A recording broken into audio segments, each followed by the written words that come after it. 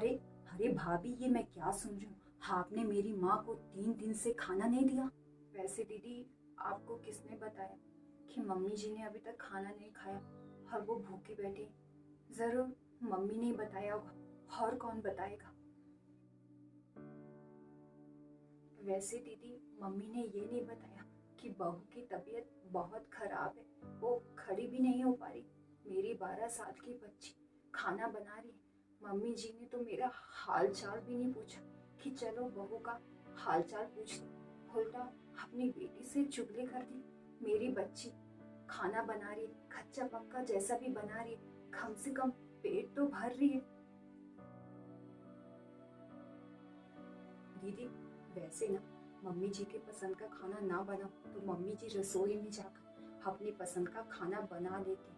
पर जब से बहू बीमार हुई है, मम्मी जी ने रसोई में झांका तक नहीं। 3 दिन से मैं बीमार हूँ, मम्मी जी ने मेरा हाल चाल तक नहीं पूछा। उल्टा नमक मिर्च लगाकर आपको चुगली कर दी। भाभी, ऐसा नहीं है। वैसे भी बीमारी में कोई इतना परेशान नहीं रहता कि अपनी सासू माँ को खाना ना दे। और वैसे भी भाभी, मुझसे कुछ छिपा नहीं है। मुझे पता है कि आप मेरी माँ की कितनी सेवा करते हो। वैसे ना, मुझे आपको सफाई देने की ज़रूरत नहीं है, फिर भी मैं दे रही हूँ, ठीक है? और हाँ, मुझे पता है कि मम्मी जी आपको हर रोज़ फ़ोन करती और हर रोज़ मेरी चुगली करती और आप मुझ पर गुस्सा उतारती। दीदी, मुझ पर आरोप लगाने से पहले मेरी एक बात कान खोलकर सुन लो।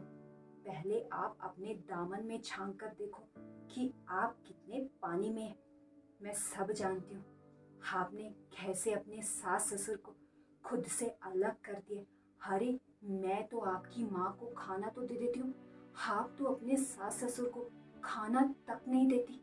हाँ दीदी, मैं सब जानती हूँ कि आप अपने सास ससुर की कितनी सेवा करती।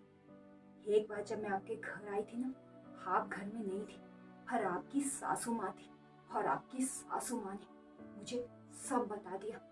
मुझे बोलना नहीं चाहिए था, पर आज पानी सर से ऊपर चढ़ गया। आज मुझे बोलना ही पड़ा। मुझे आज भी याद है वो दिन। आपकी सासू माँ कैसे? नमस्ते आंटी जी, वो मैं अरे बेटी, तुम? नमस्ते। मैं दीदी से मिलने आई थी। दीदी, बहू तो यहाँ नहीं है, वो काम से बाहर गई। तो आना, तेरे लिए मैं चाय बनाती हूँ। पर आंटी जी, दीदी के होते हुए आप खाना क्यों बना रही?